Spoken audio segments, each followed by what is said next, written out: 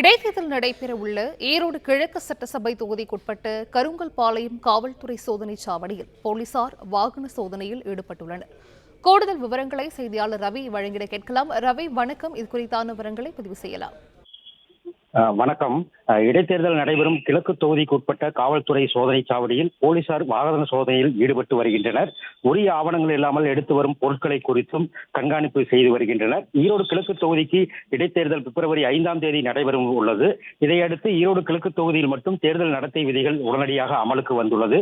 உரிய ஆவணங்கள் இல்லாமல் பணம் எடுத்துச் செல்லுதல், வாக்காளர்களுக்கு வழங்க பரிசு பொருட்களை எடுத்துச் செல்லுதல் போன்றவற்றை தடுக்கும் வகையில் 3 பறக்குப்படை, 3 கண்காணிப்பு குழுக்கள் என அமைக்கப்பட்டு தொகுதிக்கு உட்பட்ட கருங்கல்பாளையம் சோதனை சாவடி, அக்ரஹாரம், காளைமாட்டு சிலை, பன்னீர்செல்வம் பூங்கா உள்ளிட்ட பகுதிகளில் பறக்கும் படையினர் வாகன சோதனை மேற்கொண்டு வருகின்றனர்.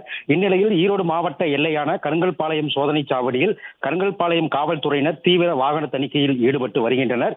அப்போது நாமக்கல் மாவட்டம் மட்டுமின்றி வெளி மாவட்டங்களில் இருந்து வரும் கார்கள் உள்ளிட்ட சரக்கு வாகனங்களையும் சோதனை மேற்கொண்டு வருகின்றனர். இதன் ஒரு பகுதியாக கருங்கல்பாளையம் சோதனை சாவடியில் காலையில் இருந்தே காவல்துறையினர் சோதனை மேற்கொண்டு வரும் நிலையில் 50,000 ரூபாய்க்கு மேல் கொண்டு வரப்படும் பணத்திற்கு உரிய ஆவணங்கள் உள்ளதா என்பது குறித்து போலீசார் தீவிர சோதனை செய்து வருகின்றனர். தொடர்ந்து ஈரோடு கிழக்கு தொகுதிக்கு உட்பட்ட பகுதியில் பல்வேறு இடங்களிலும் காவல்துறையினர், பறக்கும் படையினர் தீவிர கண்காணிப்பு பணியில் ஈடுபட்டு வருகின்றனர்.